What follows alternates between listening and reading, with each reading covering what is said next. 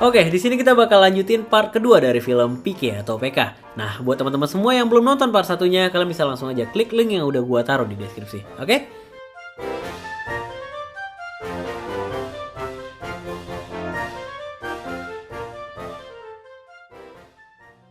Tanpa pikir panjang, Jagu segera berbalik arah untuk mengejar PK, namun ia tak menemukannya. Untungnya Jagu masih menyimpan selebaran yang pernah diberikan oleh PK waktu itu.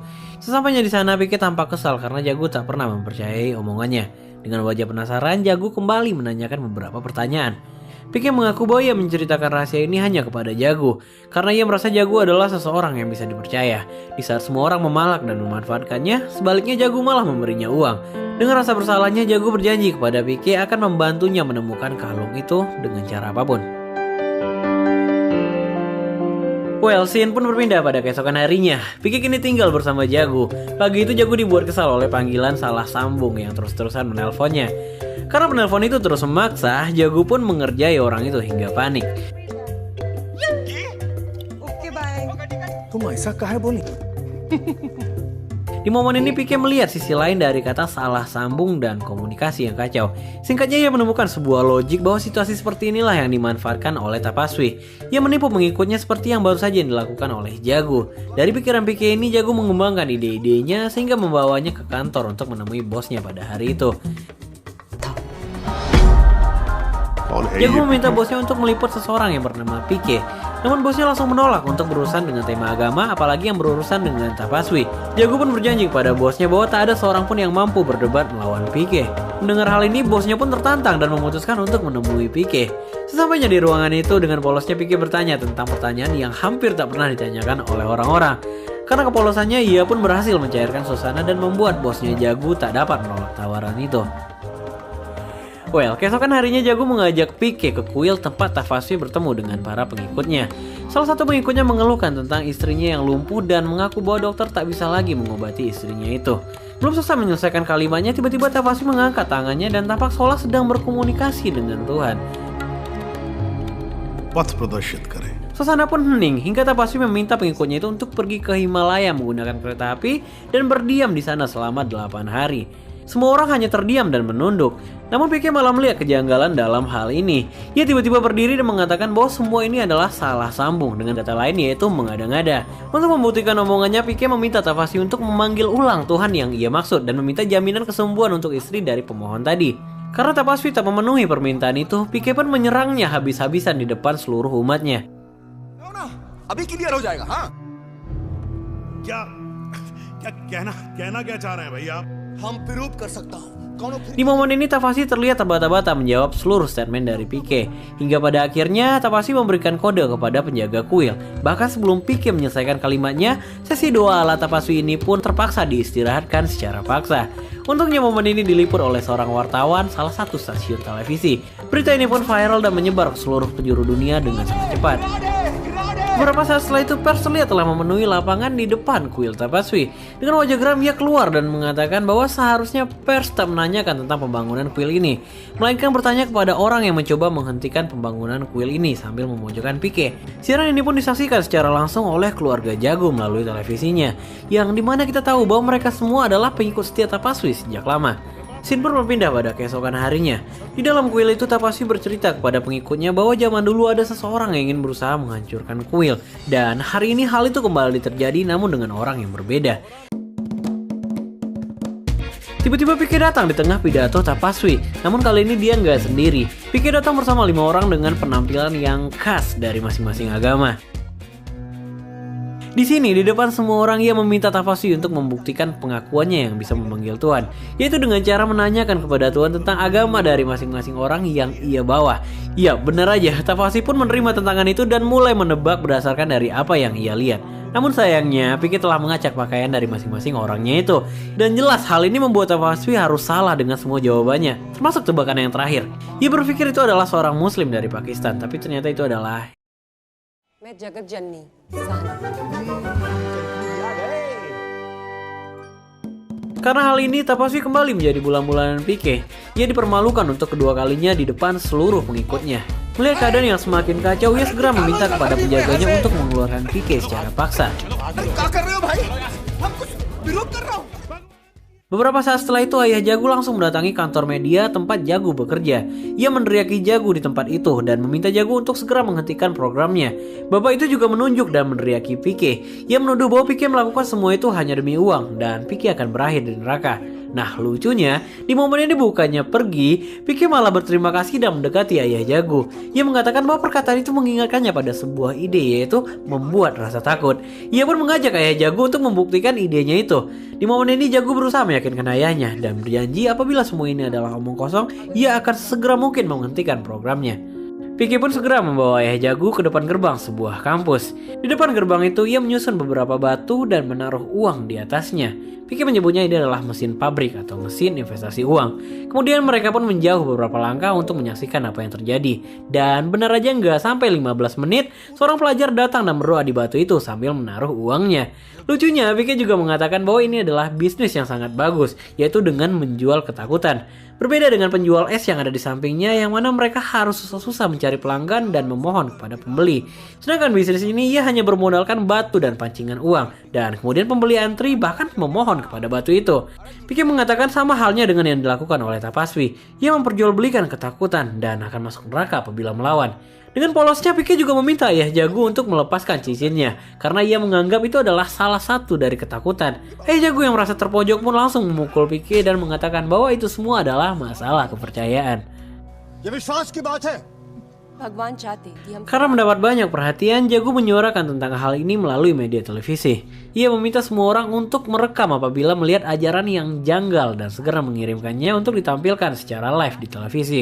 Cara ini digunakan untuk mengungkap kejahatan yang berkedok agama. वो बोले गाय को चारा खिलाओ जॉब मिल जाएगी। Dan ya, program ini pun mendapat respon yang sangat baik dari masyarakat. Ratusan rekaman datang setiap harinya. Mulai dari ajaran yang aneh dan gak masuk akal, hingga ajaran yang pada akhirnya meminta pengikutnya untuk membeli barang. मतलब इनके हिसाब से किताबें बेच रहे हैं, पे master plan की पूरी तरीके से बाट लगा दो। Dan scene pun berpindah pada keesokan harinya. Tapaswi ditemui oleh dua orang rekannya yang mengatakan bahwa Tapaswi terancam bangkrut apabila ia tak segera melakukan sesuatu.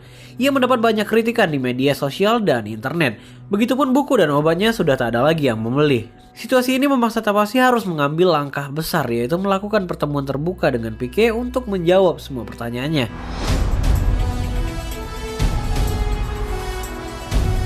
Berita tentang debat ini menyebar hingga ke daerah Mandawa, yaitu tempat di mana kalung Pique dicuri.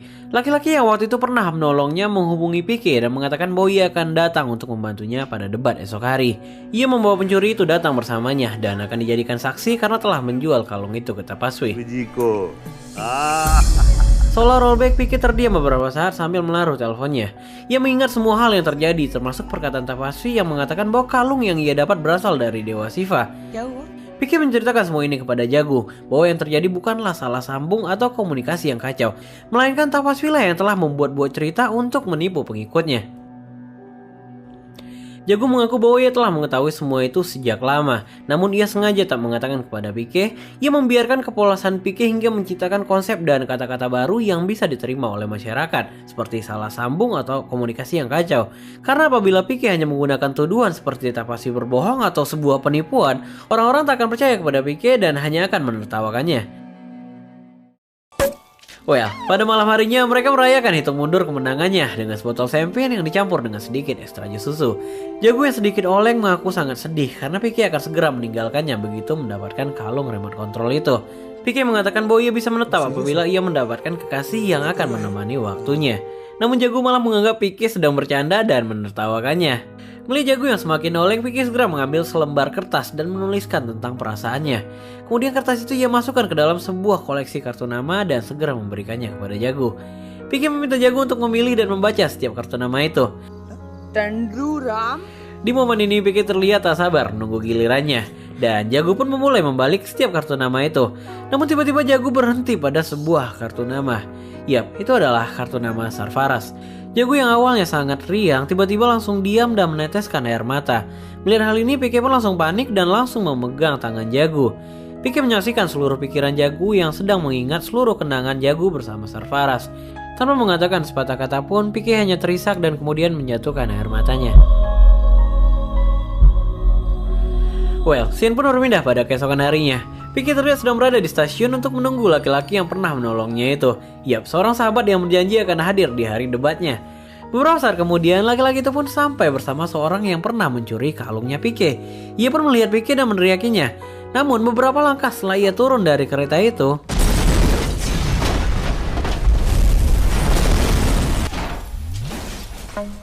sebuah ledakan menghancurkan sebagian dari stasiun itu.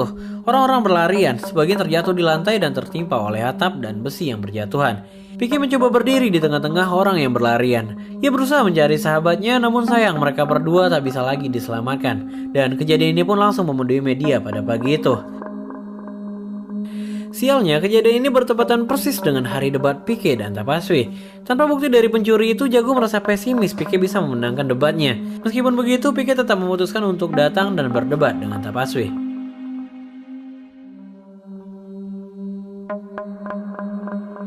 Dan sampailah pada momen itu, acara dibuka dengan sambutan yang dibawakan oleh Jago. Saat menjelaskan tentang tema acara itu, Tapaswi tiba-tiba memotong perkataan Jago. Ia langsung memulai dengan sebuah statement yang memojokkan Pique tentang kepemilikan kalung itu. Menurut Tapaswi, kalung itu adalah milik Tuhan. Sebaliknya, menurut Pique itu adalah miliknya. Di section ini, Tapaswi habis-habisan membuat Pique seperti orang tak berdaya dan tak mampu menyangkal perkataannya. और ये कहते हैं मंदिर हटाओ हम किसकी सुने. Tapaswi juga mengatakan bahwa Pique adalah anak yang putus asa dan menolak perintah Tuhan. Di sisi lain, Pique hanya mendengarkan seluruh perkataan Tapaswi tanpa membantah satu kata pun. Menunggu Tapaswi terlihat tersenyum seolah menertawakan Pique yang hanya mampu menunduk dan melihat ke bawah sambil menunggu kekalahannya. Di momen ini keadaan semakin intens. Manajer, Jago dan semua kru yang ada di sana terlihat pesimis bahwa Pique mampu memenangkan perdebatan ini. Sampailah pada momen Tapaswi meminta pertanggungjawaban atas perkataan Pique, yaitu nomor yang salah atau diartikan sebagai ajaran yang salah. Lalu apa ajaran yang benar menurut Pique? Pique menjawab pertanyaan itu dengan nada yang sangat rendah. Ia pun setuju dengan semua perkataan Tapaswi. Pique mengaku pernah kehilangan harapan, tak punya makanan, tempat tinggal, dan hanya bisa menangis. Namun dengan percaya dengan adanya Tuhan itu memberikan harapan untuk Pique. Tapaswi yang mendengar ini tentu berbesar hati karena Pique bahkan tak mendebatnya sama sekali. Namun satu kata yang membuat senyum Tapaswi hilang dalam sekejap adalah, कौन से भगवान पे विश्वास करें? आप लोग बोलता है एक भगवान है, हम बोलते नहीं. ya, Pique menolak untuk menyetujui bahwa Tuhan itu hanya ada satu. Menurut Pique, Tuhan itu ada dua. Yang pertama adalah Tuhan yang menciptakan kita semua. Yang kedua adalah Tuhan yang diciptakan oleh orang-orang seperti Tapaswi. Pique juga menambahkan bahwa kita semua nggak tahu apa-apa tentang Tuhan yang menciptakan kita. Tapi Tuhan yang diciptakan itu mirip seperti Tapaswi. Sering memberi janji palsu, suka berpura-pura, dan senang saat dipuji. Mendengar hal ini, Tapaswi berkata bahwa ia tak akan diam dan akan membela Tuhannya. हमें अपने भगवान की रक्षा करना आता है. Pique seketika menyela perkataan Tapaswi. Menurut Pique, manusia hanyalah makhluk kecil jika dibandingkan alam semesta ciptaan Tuhan. Dan bagaimana mungkin manusia yang kecil itu mampu melindungi Tuhan? Pique pun menegaskan bahwa Tuhan tak perlu perlindungan dari siapapun. Menurutnya orang-orang seperti Tapaswi lah yang membuat perbedaan antar manusia dan mengakibatkan kesalahpahaman yang berbahaya. Salah satu yang ia maksud adalah kebohongan saat Tapaswi memisahkan Jago dengan kekasihnya Sarfaraz. Momen ini jelas dimanfaatkan oleh Tapaswi dengan sangat baik, mengingat bahwa ramalannya saat itu benar-benar terjadi kepada Jago. एक मिनट नहीं नहीं एक ये मिनट क्या हो रहा है एक मिनट देखिए Nah, sebelum Tapaswi meminta Jago untuk berbicara, Tapaswi menantang Pique untuk mencium kakinya apabila ramalannya terbukti benar. Sebaliknya, Pique pun bertanya bagaimana jika Pique yang benar. Tapaswi dengan terpaksa harus mengatakan bahwa ia akan memberikan benda itu kepada Pique.